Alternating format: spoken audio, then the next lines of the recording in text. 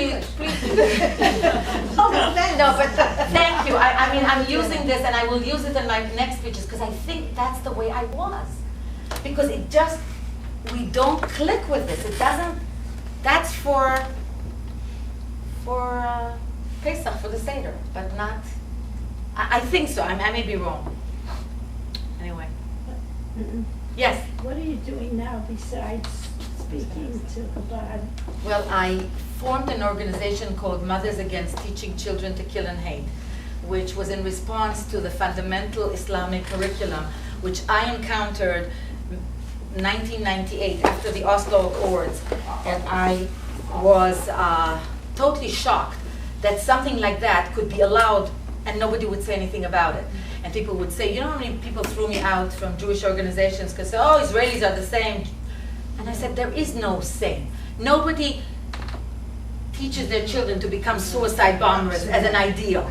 And I started an organization. I still, by the way, believe this is the most serious crime that's perpetrated on children.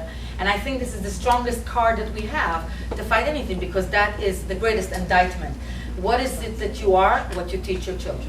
What do we teach our children? To do good, to be kind, to help, to give tzedakah. So that's what I do. That's part of that. I produced a movie on it. What happened to this organization? How do you become involved in it? I mean, it's a very important. Yes, well, I have a website. It's always my hope that more and more people, I'm really trying to disseminate information so that people should be educated about what's going on.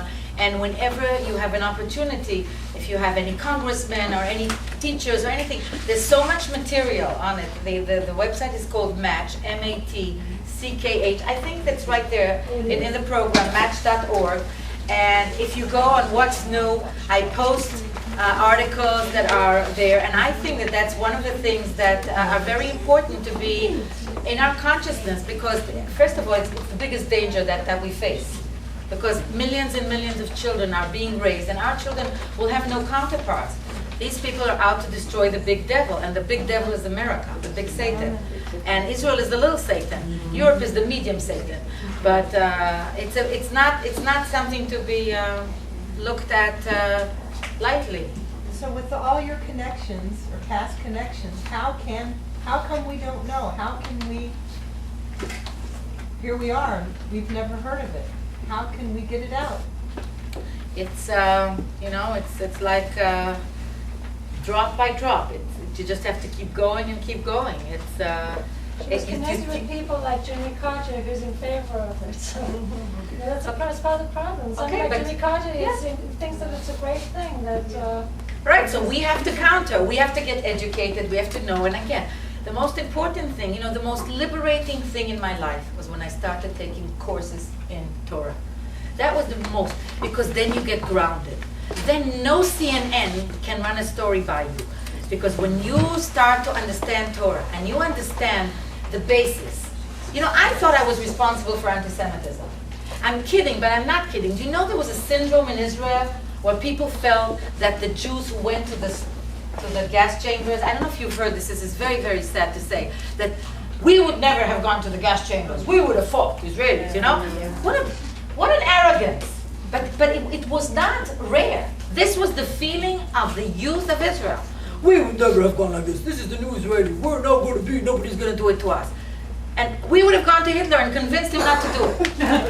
Nuts! Can you imagine? This is a common pathology. Excuse me, I'm sorry to interrupt you, but that's a common pathology. Even black youth who have been taught about slavery have said, oh, I would have told that massa, no way. So that psychologically, that's a common pathology. It's very common to human youths, not just to Jews. Okay, no, but I'm saying that the point I'm trying to make, I agree that it is, but the fact is that we had no understanding of our history, just like they don't, but we were then allowing ourselves to treat the enemy as if it was somebody you can talk to. What's the problem with the Israeli leadership today? It's like, oh, well, just talk to them.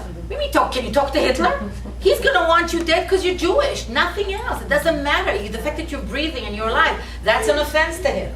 So that's what I'm talking about. To this day, and the more educated you are Jewishly, the less you're likely to fall for that trap. So what I'm saying is the first thing is know the story, know what happened. The most liberating thing for me was that I found out that anti-Semitism came together with the giving of the Torah.